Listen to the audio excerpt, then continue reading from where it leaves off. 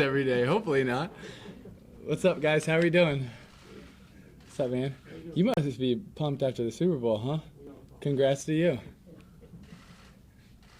No questions? First question, Mike Rocco, ESPN. Tim, having a year under your belt in minors, where does that make its biggest benefit for you? Just knowing what to expect and how to deal with Ryan? I think that's a really good question. I think for me, it was going into the offseason knowing what I had to work on because, it was my first time playing a season for 12 years, baseball season since my junior year in high school. And so it was really going to the off season where I could really make the changes. It's hard to fully make changes in a season when you're competing one night, you work on it the next day, you compete the next night. So it's hard for those changes to really lock in. And so for me, it was going back, looking at all the changes that I wanted to make in every area of the game, and then setting a plan of action of, okay, we're going to spend 4 weeks on this, 6 weeks on this. And so we had a plan going into of what we wanted to get changed. And so you don't have to go compete that night, and so that makes it a little bit easier to sink in. Did you work with Murphy again in the offseason? I saw him a decent amount. I mean, he is my neighbor, so.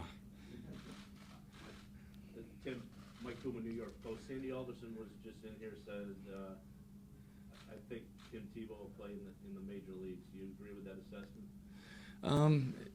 For me, my goal isn't about what's going to happen one day. My goal is to focus on this day and, our outfield work, my training session, getting to know all the new coaches and working as hard as I can. And I think one of the important things about being an athlete is being able to lock in and have tunnel vision, because I can't worry about one day if I'm going to play in the bigs or not.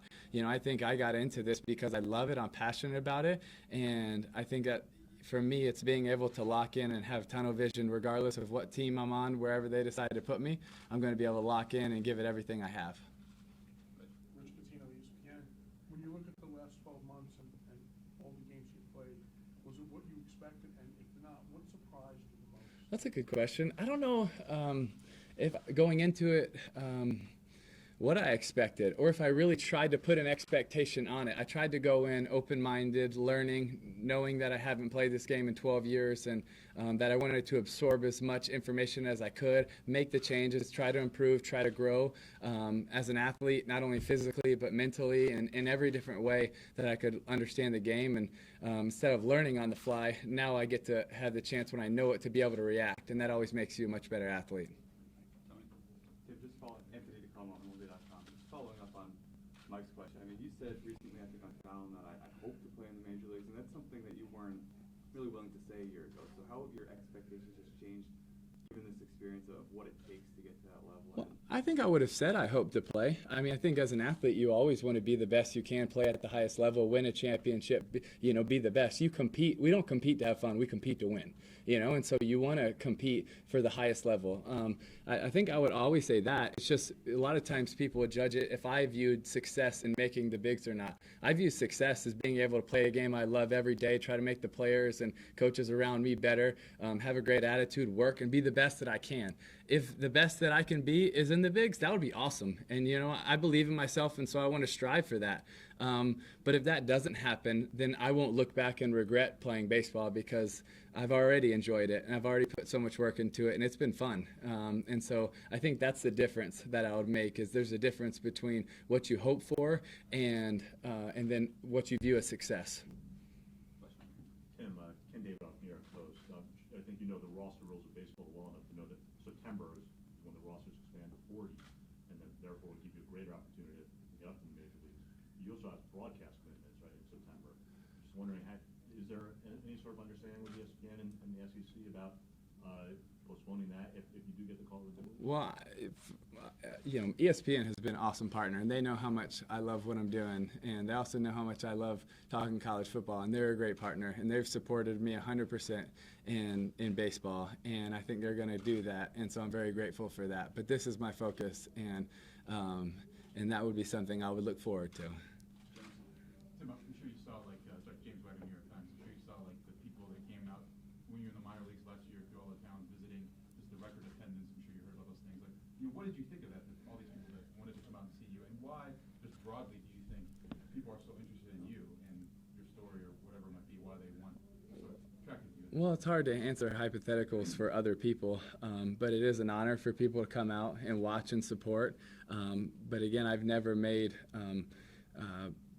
my love for sports about the fans. I appreciate the support and the platform. I really appreciate, because we get to do what we did last Friday night, where we had 537 proms around the world for people with special needs, or we get to build a hospital in the Philippines, or take care of 2,400 orphans, because the platform that sports has given me. And so I love that. But I don't worry about the fans too much every night, because I've been in places where they've been cheering and chanting for me, and I've also been in places where they're booing me. And so I never let the fans, create an excitement or a disappointment in me. I try to be able to be thankful for them and support them, and I'm grateful for it, but at the same time, I don't let it affect how I approach the game. Anthony Tebow, LCA.com. You just touched a little bit on it, but can you kind of take us through what your offseason was like? I know you bounced around to a bunch of countries. Like, where did you go and what were you doing?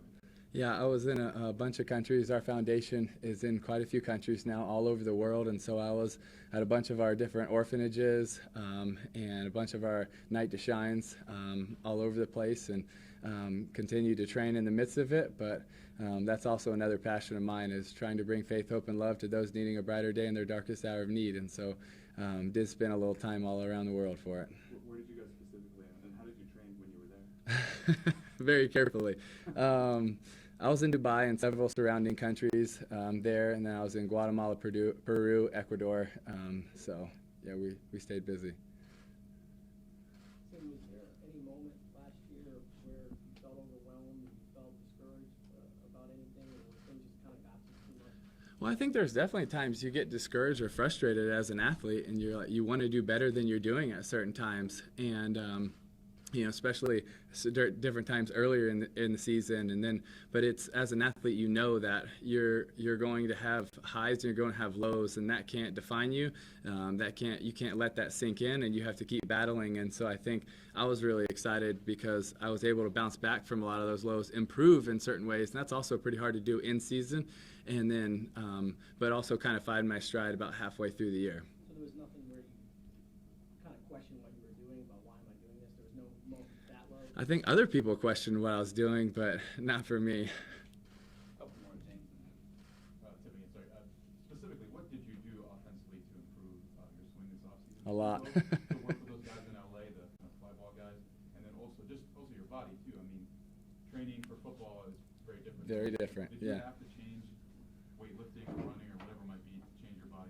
I did change a lot in all those areas, because I knew what to expect now, and so I tried to adapt as much as I could. And now coming in probably 12 pounds lighter than I did last year, less body fat, more flexibility, more mobility. Worked on my swing a lot. It's very different, and so did a lot of different things to adapt. Stracco and Jada, I kind of went off what James said. What is different about your swing, and what did you do to improve defensively, if anything? Well, it's kind of tough to get into the details at a press conference about a swing. It's a lot freer, a lot more aggressive, a lot more athletic, freer hands, and a lot of other things that we worked on. Defensively, just continuing to get more reps, working on jumps, quickness right off the bat, and also base running as well. When you talk about what you've done off the field, you have a lot of young players that you hang out with pretty much the whole summer. Did any of them kind of try to impart any knowledge for you about those things, and also the things you accomplished on the field at the highest level in the college football world? About what things? Did you kind of... Like try to pick my brain a little bit? Did they try to do that? Yeah, we had a lot of conversations about stuff like that, and shoot, they always ask football stories. That's like a daily thing. Hey, what's this player like? Should I pick this guy up in fantasy? So I was given a lot of fantasy advice. So just for a guy that never played fantasy, I gave more advice this year than probably anybody else.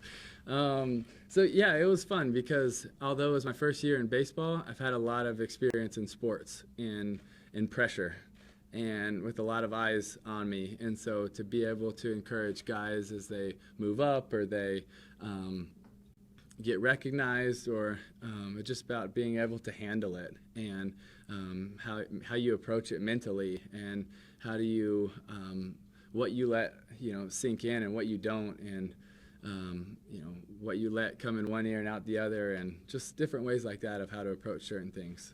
Last one for Ken here. Tim, Mets played the Yankees twice this spring. I'm wondering how much you want to play in those games against Russell Wilson. Sure, that would be fun. Yeah, Russell's a friend of mine. He's a very good guy and also a very good quarterback. So, Thank you, sir. yeah, thanks, guys. God bless.